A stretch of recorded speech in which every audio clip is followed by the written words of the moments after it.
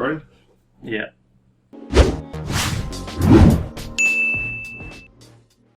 Hey guys, I'm Daniel.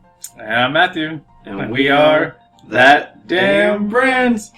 As you can tell, we're here in person once again. We're in my new place, and so that's why you see stuff in the background. It looks a little different, but still figuring out where stuff's gonna go. But figure we should come in and say hello because it's been a while. So we're gonna get things started off with a game that we've both been looking forward to for a while. Marvel Ultimate Alliance 3. Depending on when this podcast comes out, it will be coming out Friday, so about a week from now. So depending on when it goes out is how soon it is from... July 19th. Yeah, July 19th. And we will be streaming it live on Twitch, which you can see right here. Those are our names. Here. Mine's right here. It goes right here. So follow us there, and you'll be able to check out Ultimate Alliance 3 gameplay as it launches. So what are some things about the game that you're looking forward to playing or checking out or whatever? I'm pretty excited with how many characters they have. I guess Marvel's a lot bigger than what it was when the game first came out, and obviously they're gonna capitalize on the success of the MCU. So there's a lot. Guardians of the Galaxy wasn't in the original ones. Unfortunately, they're taking out some characters, but overall, I just wanted to see all the universes combined again. And it's made by Team Ninja, which I'm actually a big fan of. I think Ninja Gaiden is a lot of fun. DOA is pretty fun too. And didn't they make? No, they didn't make Bayonetta. I think they made No, they didn't make that one. Shit. Yeah, they've made some pretty well-received games. Bayonetta is by Platinum Games, but right. But yeah, Team Ninja has a pretty good pedigree of game development. So yeah, that was one of the first things I was hyped about when I heard about the game. First of all, the game announcement felt like it came out of nowhere, and wasn't it at like the Video Game Awards? Yeah. In December, yeah.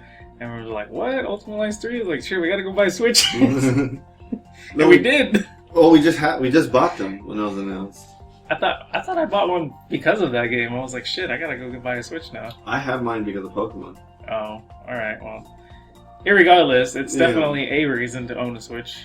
But yeah, I'm excited to have like a game that I can finally use my Switch. Yeah. And going back for a minute, what he was talking about the characters and stuff.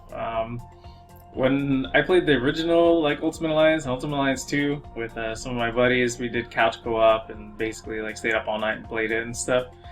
I always played as flying characters because I felt like they had advantages like Magneto and Storm. Trying to think of who else was in the original that could fly, but yeah, just because you can move around barriers, and there was a certain part where I felt like you either needed a flying character or a teleporting character, because you had to carry them across or teleport across or whatever. But so I'm not sure who exactly I'm going to start off with in Ultimate Alliance 3. It kind of depends on who the starting roster is, because you have to unlock characters. Yeah. So I know this guy's going to be real disappointed if Iron Man's not one of the starters. I actually hope he's not. Really? Because I know once I get him, that's all I'm going to be. So I kind of want to play someone else before. Well, in that case, let's hope that he's the last person you unlock. Yeah, but I kind of want to play Captain Marvel because of the flying thing that I mentioned. And I did play as her when I got to try the game out a couple weeks ago. Deadpool would be cool. Scarlet Witch, I'm hyped for Scarlet Witch. We used to play Marvel Heroes before that shut down, and Scarlet Witch was super powerful in that game. So I'm not saying it's correlated because it's by a different developer, but still, she was a lot of fun to play as. So if she's anything even remotely similar, I'll enjoy playing as her as well. I'm trying to think, Storm again, probably Cap. I'm looking forward to Hawkeye. Yeah. Cap's another one I want to play. Mm-hmm. So we could do because it'll probably end up just me being. Excuse me. Wow, I don't know how to talk. It'll probably just end up being me and him when we play, unless we're streaming on Twitch and somebody wants to join or something, which I don't know. I'd be okay with that, I guess. As long as they don't skip the cutscenes. Right. Hopefully you'll be able to do the whoever's hosting, you can vote or whatever. So. Yeah. But what I was going to say was, hopefully we can do some teams. Like, you know, if you do get Iron Man, then, you know, I can play Cap, and we can set our AI to team like, bonuses. yeah, like Thor and Hulk or something, just be Avengers or I whatever. hope there's not AI. I'm pretty sure there is. That's Because I'm pretty sure there always has to be 4 characters. Because wasn't that how it was in the other games? I don't think so. The only time I remember there not being more than, or there not being 4 characters was when you had to do the little solo single person thing. And that was the part that we hated when we did the couch co-op, because it's like only one person got to play. The rest of the people were just sitting there doing fucking nothing. Yeah. So, I don't think they'll have that this time if you're going to be playing online. With the solo thing? Yeah. That's what I'm saying. So there'll probably be 4 characters all the time. Unless, I don't know, it'd be cool if they didn't have that though. Like, it really was just me and you. But I don't know. I hope we find people to play with. Like, I want a 4-player experience because that's when the game is the most fun. But if we do not have a 4-player experience, I do not want them to substitute that with AI. I'd rather just be 2 players. Because generally the AI is just garbage. Yeah. I mean, like we said, Team Ninja has a good pedigree, but even then, like, game developers they're not good at making AI. I haven't played a single game where I've been like, man, the AI is really damn smart in this game. You? No. Yeah, exactly. So, especially, so when they're supposed to be in your team, that's what I mean. If they're, like, the enemy, they obviously are programmed to do all kinds of dumb shit, like overpowered and leap over walls and all kinds of stuff, but yeah. And then it sucks too because we've seen footage of Ultimate Alliance 3 and like you see Cyclops, but as of right now he's not a playable character, and like Cyclops has been in all of them as far as I'm aware. Like, even going back, obviously, X-Men Legends, which is a precursor to Ultimate Alliance. I honestly don't know how you have all those X-Men in there. Like, they have Psylocke, Storm, Wolverine. Was it Beast, or was Beast something? Beast I don't think he was playable. But... You have all those characters, but yet you don't have the leader of the X-Men. Right. Like... Fucking Cyclops, man. So, they did announce a season pass, which I believe Daniel was saying you either have that to get access to DLC or you have nothing. Yeah, so the DLC is all or nothing on this game. You can't pick and choose.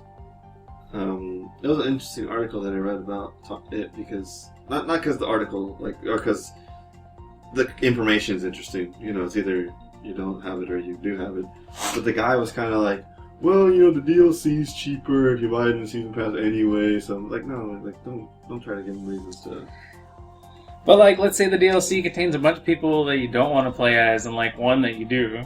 And so it's like, I want to buy the one that I do, but I don't want to pay for the other fuckers that I'll never play as, you know? Or, like, Ghost Recon, how you have, like, Narco Road, bringing that back. And then you have the Fallen Ghost. You know, Fallen Ghost was good. Narco Road was trash.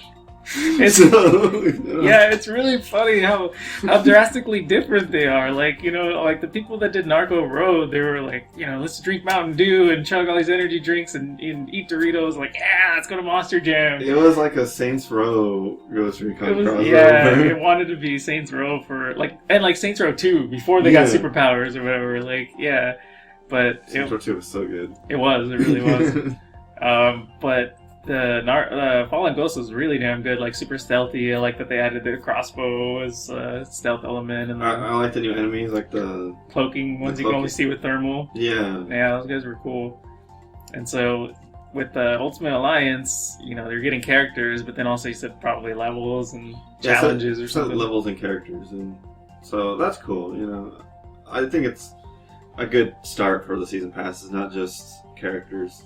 I'd be pissed if it was just characters, because even if there's new characters and like it's one that I really, really love, I wouldn't want to replay the whole game again.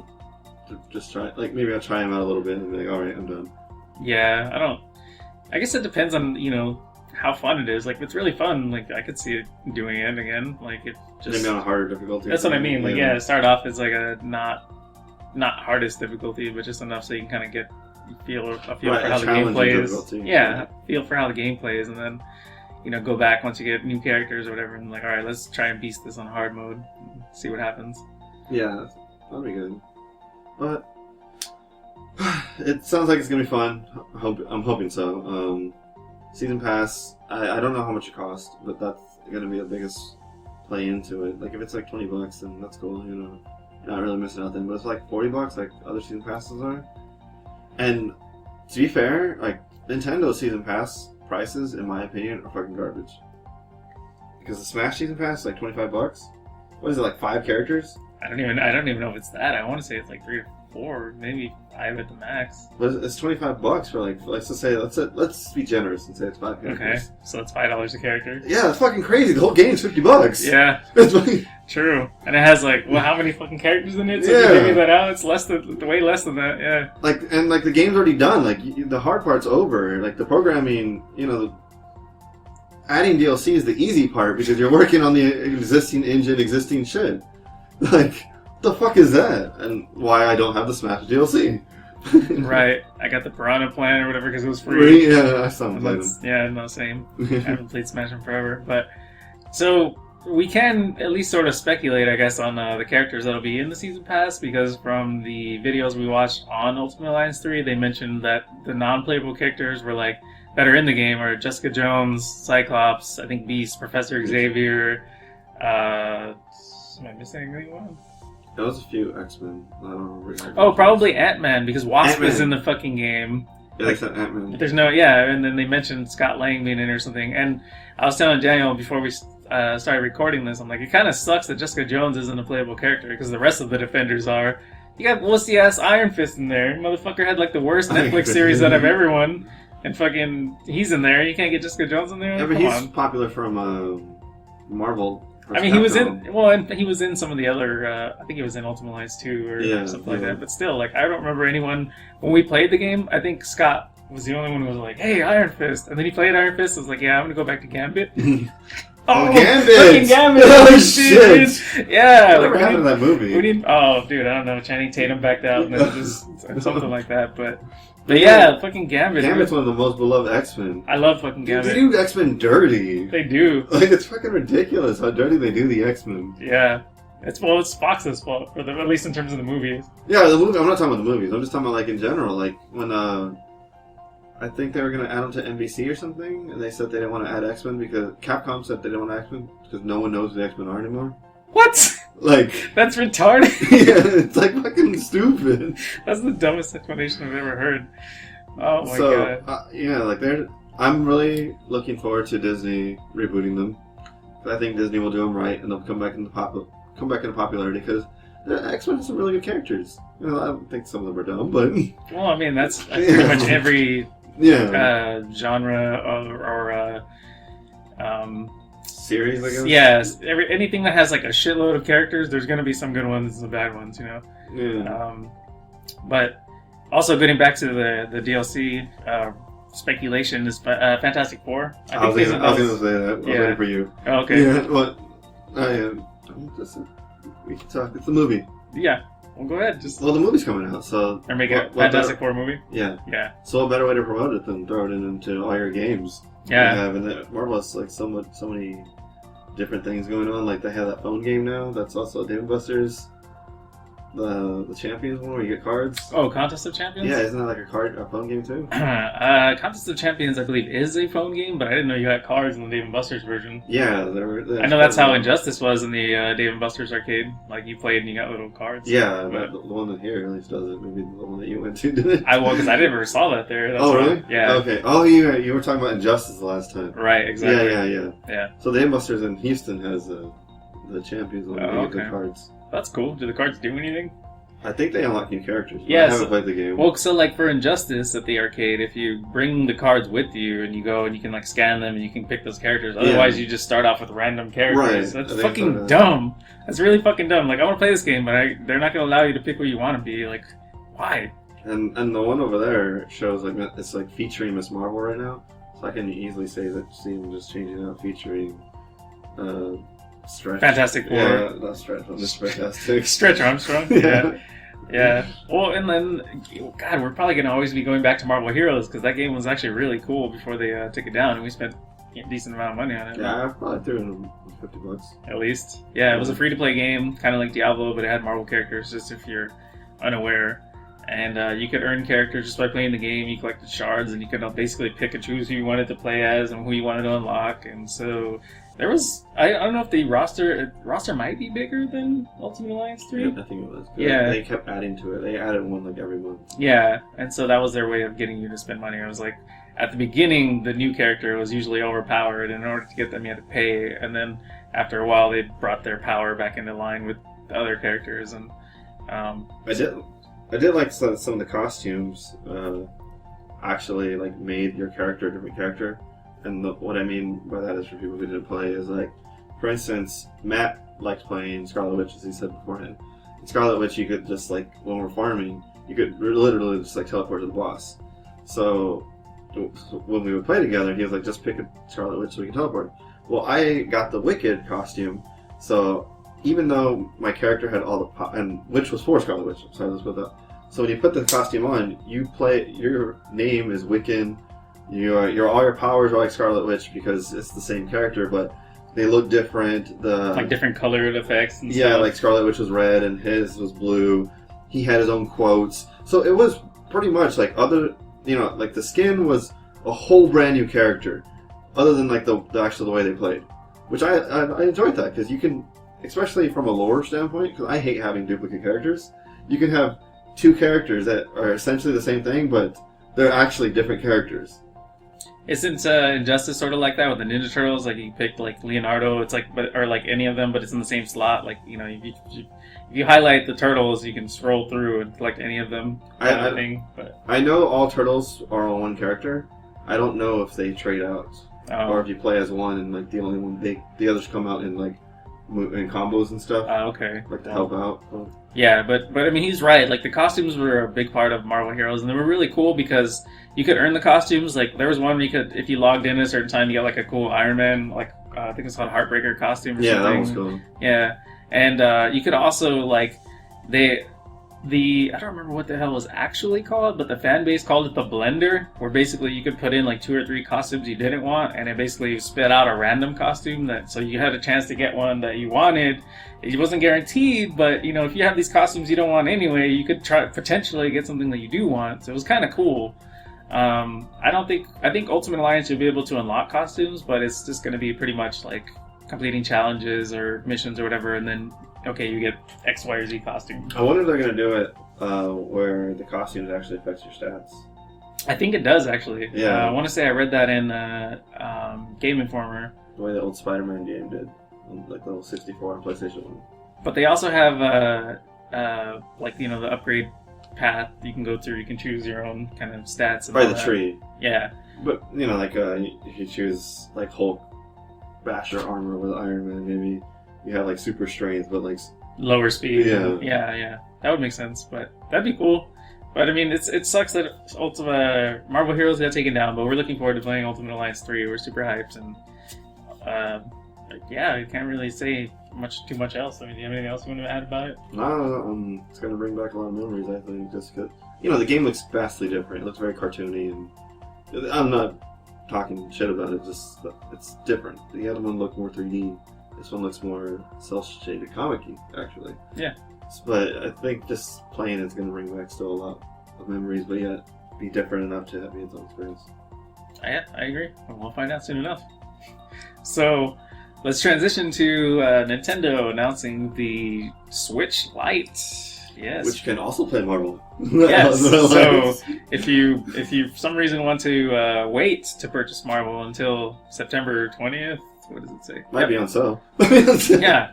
If you want to wait until September 20th, which is when the Switch Lite launches, which also happens to be the same day as Link's Awakening, you can pick up Ultimate Alliance and play it on the Switch Lite. And it's going to be only $200 instead of $300. But thoughts? Why?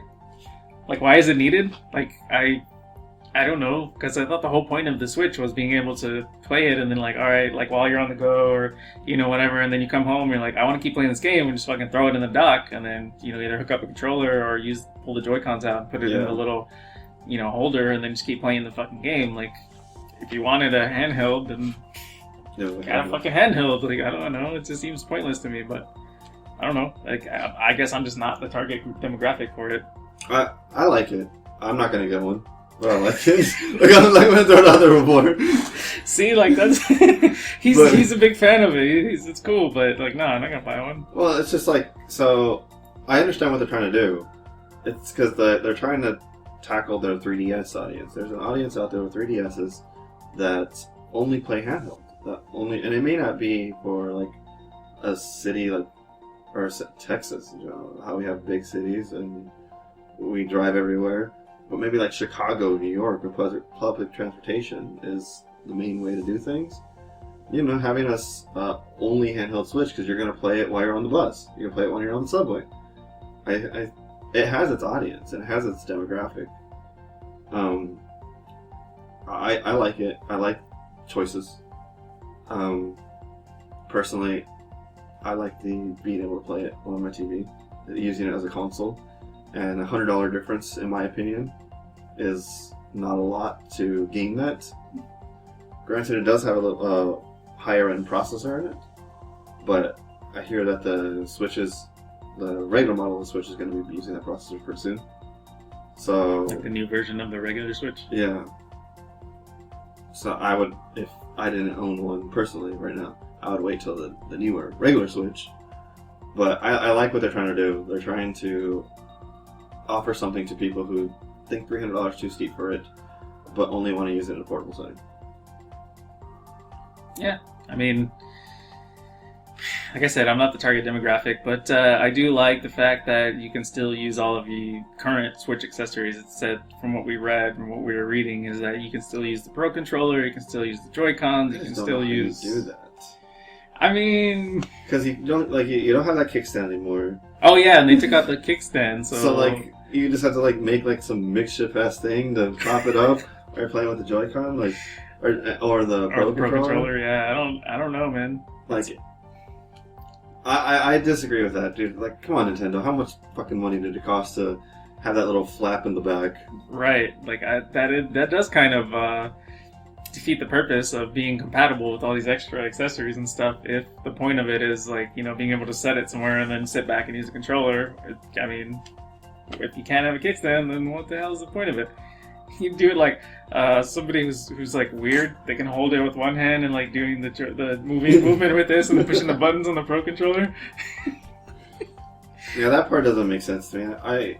So then, what also upsets me about this is that if you get rid of the kickstand, you kind of like get rid of some sort of multiplayer compatibility, because now you know the same issue that we're having now, but. The cool thing about the current Switch is that you could have like people gather around in like pretty close proximity, but like right at PAX where you guys are playing Smash. Yeah, that's true. Because I mean, shit, if you like, what are you gonna do? Just sit on the table and everyone like leans over the fucking table? Like, I don't. It's kind of dumb. Yeah. So that's why I say like I like what they're trying to do, and it's for people who don't play in, like the way we play, but. $100 difference, that's just not a lot to get so much more. Yeah. So maybe they should have priced it a little bit cheaper? Like $150 maybe? I'm down for them pricing it cheaper, but you know, I don't think $200 is much to ask. No, I'm not saying it's too much. I'm just saying like what you said in terms of, you know, the difference. If you're already going to pay $200, let's just pay another $300 and you can have so much more function out of it. But I don't know. They are releasing a Pokemon version of it, and that made me for a little while, and then I saw it. I'm like, nah. What is it? It's the 2 new dogs. Oh. And I don't like them. I think they're stupid. Well, and so I think they're stupid. they're stupid. Whatever. Next, but well, like the new Pokemon, and that's why I stopped playing 3rd gen, and then I came back 4th gen, and. They're dumb as shit. Like, the game's so fun, but the Pokemon themselves are dumb as shit. I feel like you can only design so many things before you run out of fucking ideas, kind of deal, you know? I get it, but you don't need to add a whole new 100 every time. That's what I'm saying. Yeah, like... Maybe add another, 20. Like, in 3rd gen, the one that killed it for me was Nose Pass. Do you remember him? I've only played 1st gen, basically. Oh, okay. A little bit maybe of Gen 2, but not that I can remember. It was a rock Pokemon that had a big nose, so it was like named after it. And like this one's gonna have like an ice cream cone fucking... Oh yeah, I remember seeing that, yeah. I'm like, what the fuck is this shit? And now it's a dog with a sword. It's so Pokemon Sword, Pokemon Shield, and then Pokemon Gun. What the fucking mean? That's great. I don't know, it's just... I liked first gen and even second gen when like they seemed like they could be animals. Then now they're just getting too fucking like one's a ghost of a washing machine. And, What the fuck? That's in fourth gen when I came back. Holy shit! It's an electric ghost Pokemon and it's a washing machine ghost. What the fuck? Because it's a little spark and you can evolve it to different appliances. Oh my god! Depending on how you like evolve it.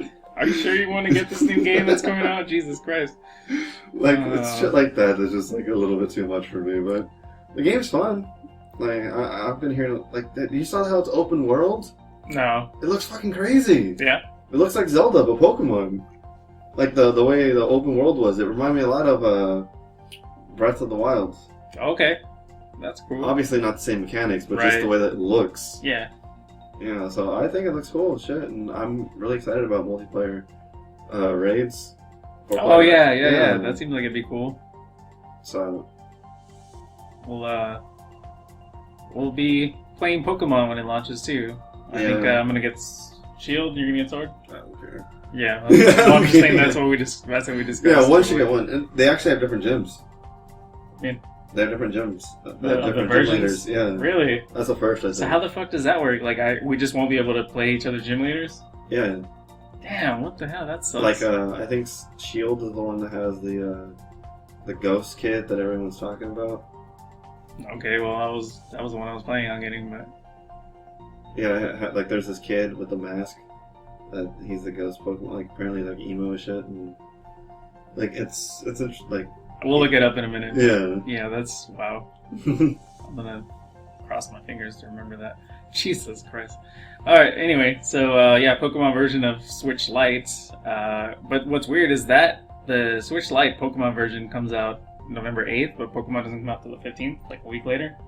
'Cause that's But you his probably birthday. but you probably get a download code, and then like it just doesn't unlock until. Oh, okay. That's when I got my Let's Go Pikachu one. It came with a download code, Gotcha. so you can look at it for a while. You can look at Well, like when the first original Xbox came out, I had Halo for like 3 days before the console launched. Like they sold I me the game remember they first. used to do that. Yeah. Because I remember going to Toys R Us back when that was a thing, and picking up Luigi's Mansion like 2 days before the GameCube came out. Mm-hmm. So you best believe before I played Halo, I had the fucking button controller layout memorized, and I was like, yeah, I'm fucking gonna play the shit. Speaking of Halo, The Duke ass controller. oh dude, I love the Duke. Anyway. Reach. Yeah, the Reach Master Chief Remastered Collection, whatever, on PC. Is it Beta right now. It's in beta? Okay. So PC gonna be coming soon. They are going to experiment with crossplay. It's not guaranteed yet, but it is something they'll be looking into. And $10 a game. That's not bad. That's about all. Halo's, up until the last few, Halo's been a good franchise. So, Well, even 4, I think, just playing through once is worth $10. well, yeah, the campaign. Yeah, the campaign. The multiplayer It sucks. goes suck a big nut. Fucking see-through walls, shit. Dude, that shit was. Oh my god. Yeah, we could go on a rant about that forever and ever and ever. So we won't fucking do that. garbage. Let's just I'll sum it up. Garbage. Yeah, exactly. So 343 blows. mhm. But yeah, I'm still probably gonna get sick. No, Xbox Pass. Get it for $10. What? Okay, anywho. Yeah.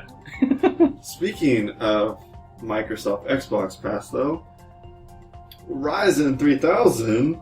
If you buy one of those things, you get free Xbox Pass for 3 months. Really? Yeah. I did not hear that. That's interesting. Yeah, it's part of their little promotion. If you can find one. I think the only ones that are available right now that I've seen are the 36 and the 36X, which are the Ryzen 5s. Mm. 6 cores. So, if you're looking for a 8 core, which I actually would recommend an 8 core because the new consoles are going to be 8 core. So if you want to keep up with the consoles, then 8 cores. You know, I'm actually really excited that they're going to be 8 cores because when the Xbox One and the PlayStation launched, they were already outdated compared to PCs. But these ones are going to launch with being actually on par with a good mid-range, or mid-low at least, PC. Sweet. So that's pretty exciting. Anywho, Ryzen 3 came out, and as I already said, they sold out. But from what I've been gathering from reviewers on YouTube is that review copies went out and like a few at stores, like maybe like 4 or 5. It's more of a paper launch, which is very disappointing because I recall them saying that they were not going to do a paper launch. They've said, like, Lisa Su, the CEO of AMD, I remember her saying that there will be no paper launch. Like, when they launch, you're going to be able to go to the store and get one. Because they were kind of taking a dig at NVIDIA. But, lo and behold, we get a paper launch. The benchmarks have been looking alright, like, when it comes to everything but gaming. Well, not alright, they've been looking good for everything but gaming. Unfortunately, like, really, really good. Unfortunately for gaming, they've kind of been, like, Intel still ahead, which I'm disappointed by because at least I rode the hype train a little bit too long, I guess. And, made it sound like it was going to be the end-all, be-all. But our friend Linus at Linus Tech Tips did some testing and benchmarks and stuff, and I don't know how the fuck you do some of this kind of stuff, but he was seeing what cores are doing processes during playing games, and it was showing that specifically the 3900X, which is the 12-core processor, the one that I'm eyeing, and I think Matt is eyeing as well, was processing games on like different cores. Like it had like all 12 cores, and it was just processing on different parts at different times for some fucking reason. I don't know why that is. But if you go in there and manually assign your game to a single die, so it's all the cores are on one of the little chiplets, then your performance actually boosts up higher than Intel by quite a bit. So the performance is there. It's just the chip itself is like not really. It needs to be programmed essentially. Yeah. It's just not smart enough to figure it out on its own. But that may be because these older games aren't designed around that because they're used to 4 cores or maybe even 6 or 8. So maybe going forward, like Borderlands, which is being designed around it, won't have that issue. And for the ones that do, you can always just do it yourself. Yeah, do it yourself. That's kind of lame that you have to do that, but it may be something in the future that we start seeing the game developers programming for. And speaking of game developers programming and Ryzen 300, 3000, whatever, Destiny 2 apparently does not run on the new Ryzen chips. Yeah, that's kind of funny. That's really funny. Like, I've been trying to wrap my brain around, like, what the hell is it with a new CPU that makes the game unable to run? Like, I mean, it's kind of like with the new drivers on fucking NVIDIA and Gears. Yeah, it's possible. That's a whole other can of worms we can go into. Gears 4. Like, we're hyped for 5, but 4 can just eat a dick at this point. Anyway, like I said, we'll go into that some other time. I feel like we've been talking a while. We still have a couple things. So, anything else on the Ryzen? No, it's looking good. I'm looking forward for the future, for when games actually do use that. AMD is partnering up with a lot of game developers, Ubisoft being one of them, so that's good for us since we play a lot of Tom Clancy games. Yeah, I'm really hyped for Breakpoint. That's going to be cool. Fun. Yeah. Borderlands, obviously. So nice. AMD's putting themselves out there to get it done. So. Sweet. Get her done. Awesome. All right, well, so we're going to move on to the Steam summer sale. Just ended probably a couple days ago. I didn't even look at it once. I logged in. Like I said, I saw some controversy, so I was telling him about it. Basically, they had one of their little meta games where you spend money and you can play like little games that give you an opportunity to win a game on your wish list. Unfortunately, they didn't convey this clearly enough to consumers, and so what happened was a lot of people were going in and basically removing all the indie games from their wish list because what they thought was that you could win a game from your wish list, and they thought it was random. So they were thinking, if I'm going to win a free game, it's going to be a fucking big game. It's not going to be some $5 indie game. Yeah. Fuck this. I want to win a $60 AAA title or whatever. So I can't fault them for thinking. Yeah, I mean, no, it makes perfect sense, to be honest. Yeah. But, Valve really fucked up because all the indie developers were posting on Twitter and stuff, all these screenshots of how, like, their game, being wishlisted. It was like, here, and the sale started, and it's fucking dropped completely off of people's wish list because they didn't want to win the indie game, like I said. And from the reason why that's important is because you're less likely to buy a game if it's not on your wish list than if it was. Because you don't get updated on the sales. Exactly, because if it's on your wish list and it goes on sale, it's telling you, hey, that game you wanted to buy, now it's on sale. So you're like, oh, it's on sale, I might actually pick it up. And so that really hurts a lot of indie developers. And personally, I happen to know Mike Rose from No More Robots, who was one of the more outspoken developers about it. Like, I met up with him at PAX. They did Descenders, which was fun, downhill mountain bike racing game. They did Hypnospace Outlaw and Not Tonight, which was like a Brexit kind of game. Brexit. And they did what was it called? Family Man, which is supposed to be like Breaking Bad inspired, kind of like weird. I don't even know how to describe it, but they're a pretty good publisher. They're not a developer per se. They're a publisher, but they're the ones who publish all these games, and their games were getting de-wish listed. So it kind of sucks that happened. And then once Valve came out and explained it, I don't remember seeing any data after it went back up, but I assume it's at that point everyone was just like, whatever, fuck it, just trying to play the game. So it sucks that happened, but you know, what can you do really other than Valve needs to apologize? Fix your shit. Right? Yeah. We normally say that to Ubisoft. Yeah. Ubisoft, fix your shit. Valve, fix your shit.